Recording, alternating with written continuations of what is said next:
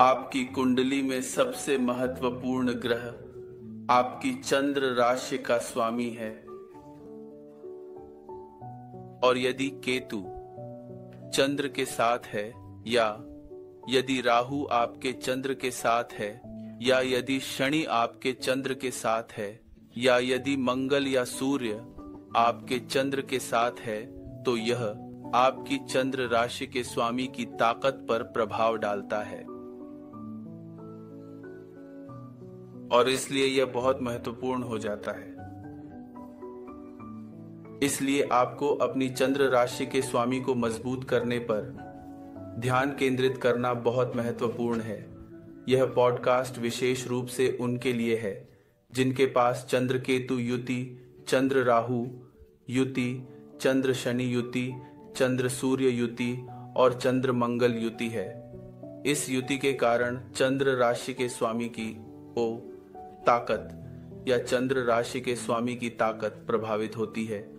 तो जब आपके चार्ट में इस तरह की युति हो तो आपको क्या करना चाहिए, कौन सा रत्न पहनना चाहिए और क्यों पहनना चाहिए, इन सभी सवालों के जवाब इस पॉडकास्ट में दिए जाएंगे।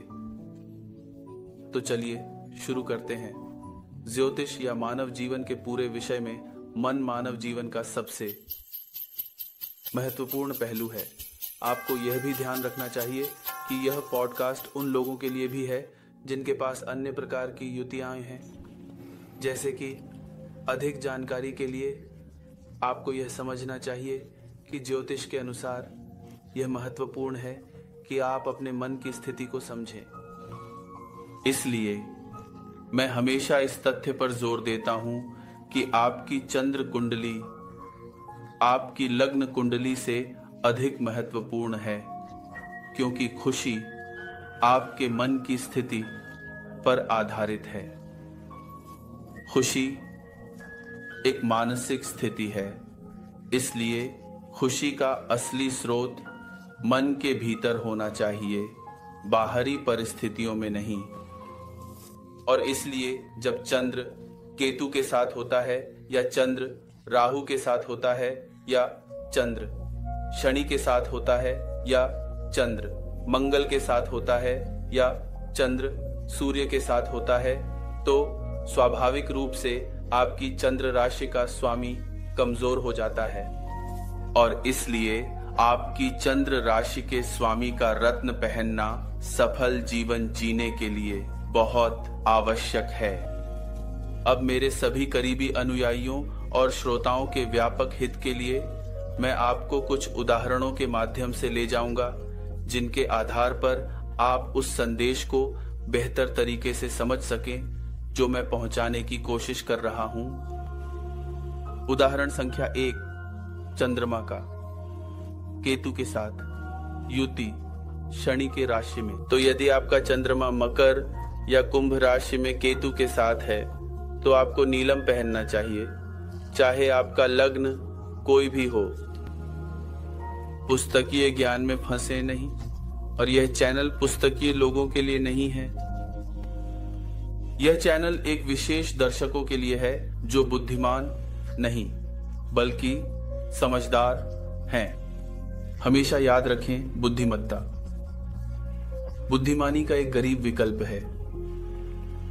उदाहरण संख्या 2, चंद्रमा का राहु के साथ युति मंगल के राशि में, अर्थात मेष या वृश्चिक में, तो आपको लाल मूंगा पहनना चाहिए, चाहे आपका लग्न कोई भी हो। उदाहरण संख्या 3, चंद्र सूर्य के साथ शुक्र राशि में युति, अर्थात वृषभ या तुला में। ऐसे मामले में आपको हीरा पहनना चाहिए, चाहे आपका लग्न कोई भी हो। चंद्र शनि के साथ सिंह राशि में युति, ऐसे जातक को रूबी पहननी चाहिए, चाहे वह किसी भी लग्न में जन्मा हो।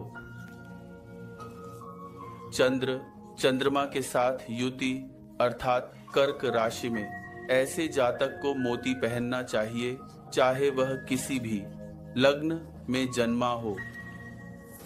तो आपको यह समझना चाहिए कि चंद्र राशि के स्वामी की शक्ति जीवन की कई कठिनाइयों और चुनौतियों से पार पाने के लिए अत्यंत महत्वपूर्ण है।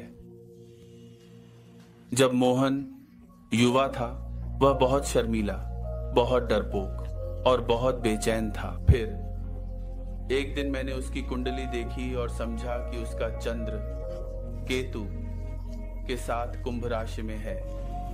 कुंभ राशि का स्वामी शनि उसकी कुंडली में उत्कृष्ट है, लेकिन क्योंकि केतु कुंभ राशि में गिर रहा है, यह शनि की ताकत को चूस रहा है और इसलिए मैंने उसे नीलम यानी नीलम रत्न पहनने की सलाह दी। मोहन एक ईमानदार दिल वाला आदमी था और हमेशा मेरे करीब था। उसने तुरंत सुना और नीलम, जो कि श्रीलंका का एक सुंदर नीलम रत्न है, पहनना शुरू कर दिया। और फिर 6 महीनों के भीतर वह करियर में महान ऊंचाइयों पर पहुंच गया। उसका जीवन के प्रति दृष्टिकोण बदल गया। हमेशा याद रखें, यह केवल तब होता है जब आपका दृष्टिकोण बदलता है कि आप अपने जीवन में प्रगति करना शुरू करते हैं। मोहन ने जीवन में प्रगति करना शुरू किया और यह देखकर मुझे खुशी हुई कि एक युवा आदमी, एक दिल का आदमी, आखिरकार वह पा रहा है जो उसे मिलना चाहिए था। हमेशा याद रखें, कभी कभी दृष्टिकोण में बदलाव ही प्रकाश देखने के लिए पर्याप्त होता है, लेकिन हर कोई मोहन नहीं है और इसलिए मैं सभी को नहीं एंटरटेन करता। यह मुझे एक महान गुरु की याद दिलाता है। एक बार एक कैबिनेट मंत्री सलाह लेने आया और गुरु ने उसे अस्वीकार कर दिया। फिर कुछ हफ्तों बाद उसी कैबिनेट मंत्री का बेटा उसे फोन किया और गुरु ने कहा, मैंने आपके पिता को अस्वीकार किया, मैं आपको कैसे स्वीकार कर सकता हूँ। वास्तविक निडर होता है, क्योंकि वास्तविक के पास खोने के लिए कुछ नहीं होता, पाने के लिए कुछ नहीं होता। वह मास्टर है, असली मास्टर। और आपको सभी को ऐसा ही होना चाहिए। वास्तव में जो लोग मुझे करीब से फॉलो कर रहे हैं वे सच में कुछ खास होने चाहिए, क्योंकि मेरी साझा की गई बातें समझना हर किसी के बस की बात नहीं है। चाय, हम सभी दिन में लगभग कई बार चाय का एक कप लेते हैं। भारतीयों के रूप में हम चाय के बिना नहीं रह सकते। चाय आध्यात्मिक है, कॉफी यौन है। अब यह एक बहुत गहरा विषय है, हम इसे किसी और दिन प्रकट करेंगे, लेकिन अभी के लिए यह याद रखना आवश्यक है कि जब आप चाय का एक घूंट लेते हैं तो आपको इसका पूरी तरह से आनंद लेना चाहिए। जैसे चाय का एक घूंट लेना आपके जीवन का एकमात्र सुख है, आपके जीवन का एकमात्र लक्ष्य। दुर्भाग्यवश आप में से कई लोग चाय पीते हैं, लेकिन जब आप पीते हैं, जब आप चाय का पहला घूंट लेते हैं तो आपका मन कहीं और होता है। आप किसी या किसी चीज के बारे में सोच रहे होते हैं। आपका मन यहाँ और अब नहीं है और यहीं पर आप चूकते हैं। इसी तरह आप जीवन को चूकते जाते हैं। आपको यहाँ अब होना चाहिए। यही ध्यान सार है बंदर के मन को इस वर्तमान क्षण में लाना। और इसलिए अगली बार जब आप चाय पीते हैं, कृपया सुनिश्चित करें कि आप चाय की सुगंध, चाय का स्वाद, चाय के फ्लेवर का पूरी तरह से आनंद ले रहे हैं। हमेशा याद रखें, जीवन बड़े चीजों से नहीं बना है, ये बहुत छोटी चीजों से बना है। सुबह चाय की एक कप पीते समय इसे पूरी तरह से करें, जैसे कि यह चाय का आखिरी कप है जिसे आप कभी फिर से पिएंगे। जो भी करें उसमें पूरी तरह से शामिल रहें। हमेशा याद रखें, पूर्णता एक मिथक है, हालांकि संपूर्णता संभव है। जब चाय पीना ध्यान बन सकता है तो कुछ भी ध्यान बन सकता है। ध्यान के लिए आपको अपनी चंद्र राशि के स्वामी को मजबूत करना होगा। अपने करियर में सफलता प्राप्त करने के लिए आपको अपनी चंद्र राशि के स्वामी को मजबूत करना होगा। इसलिए चंद्र राशि का स्वामी अत्यंत महत्वपूर्ण है। वास्तव में आपके जीवन में केवल 2 ग्रह सबसे महत्वपूर्ण हैं, और वह आपके चंद्र राशि का स्वामी और आपके लग्न राशि का स्वामी है। सफलता आपके जीवन में तब आती है जब आप वर्तमान क्षण में जीना सीखते हैं। यह मुझे एक सुंदर कहानी की याद दिलाता है। एक दिन एक साधु इकायू महान जैन मास्टर से मिलने आया। इकायू ने उससे पूछा, क्या मैंने आपको पहले देखा है? आदमी ने कहा, नहीं सर, इसकी कोई संभावना नहीं है। मैं पहली बार आया हूं, मैं एक अजनबी हूं, आप मुझे पहले नहीं देख सकते थे। इकायू मुस्कुराए और कहा, ठीक है, फिर एक कप चाय लो। मठ बड़ा था और इसमें कई साधु रहते थे। उनमें से एक इकायू के पास खड़ा था, इसलिए इकायू ने उसकी ओर देखा और पूछा, क्या मैंने आपको पहले देखा है? साधु ने कहा, हाँ सर, आपने मुझे जरूर देखा होगा।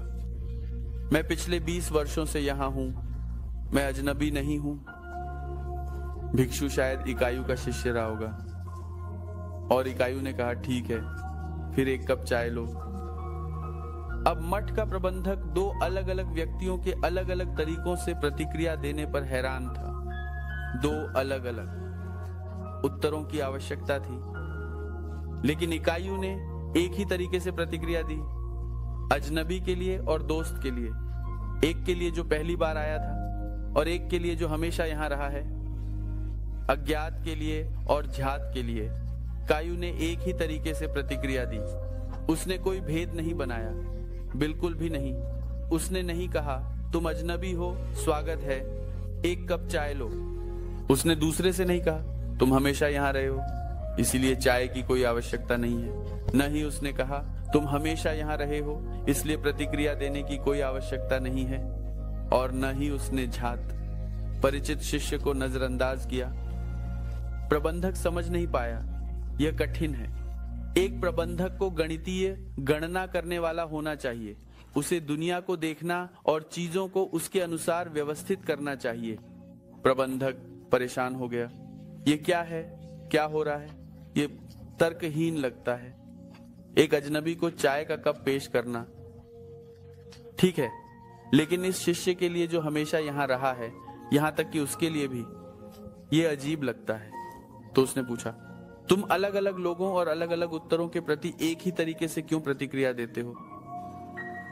और इकायू ने जोर से पुकारा, प्रबंधक, क्या आप यहाँ हैं?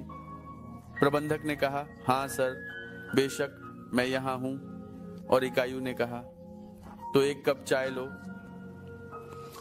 यह जोर से पूछना, प्रबंधक, क्या आप यहाँ हैं? यह उनकी उपस्थिति, उनकी जागरूकता को बुला रहा है। जागरूकता हमेशा नई होती है। यह हमेशा एक अजनबी, अज्ञात होती है। शरीर परिचित हो जाता है, आत्मा नहीं, कभी नहीं। आप अपनी पत्नी के शरीर को जान सकते हैं, आप कभी भी छिपे हुए अज्ञात व्यक्ति को नहीं जान पाएंगे, कभी नहीं। इसे नहीं जाना जा सकता, आप इसे नहीं जान सकते। यह एक रहस्य है, आप इसे समझा नहीं सकते। जब इकायू ने कहा, प्रबंधक, क्या आप यहाँ हैं? अचानक प्रबंधक जागरूक हो गया। उसने भूल गया कि वह एक प्रबंधक है। उसने भूल गया कि वह एक शरीर है। उसने अपने दिल से प्रतिक्रिया दी। उसने कहा, हाँ सर, मैं यहाँ हूँ। यह जोर से पूछना इतना अचानक था, यह एक झटके की तरह था और यह व्यर्थ था। इसलिए उसने कहा, बेशक मैं यहाँ हूँ, आपको मुझसे पूछने की आवश्यकता नहीं है, सवाल अप्रासंगिक है।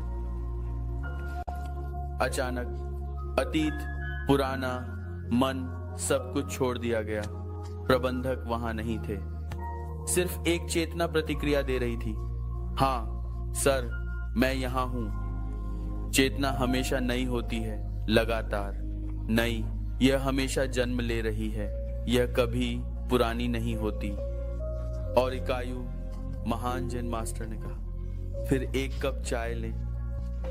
आप देखिए यह कहानी कितनी सुंदर और गहरी है कि केवल एक ध्यान करने वाला व्यक्ति ही इस कहानी को वास्तव में समझ सकता है और इसके साथ गूंज सकता है। चेतना न तो अतीत को जानती है और न ही भविष्य को। चेतना वर्तमान क्षण में बहुत अधिक होती है। और जब इकायू ने कहा, प्रबंधक क्या आप यहाँ हैं? अचानक प्रबंधक की चेतना ने प्रतिक्रिया दी, हाँ सर, मैं यहाँ पूरी तरह से हूं।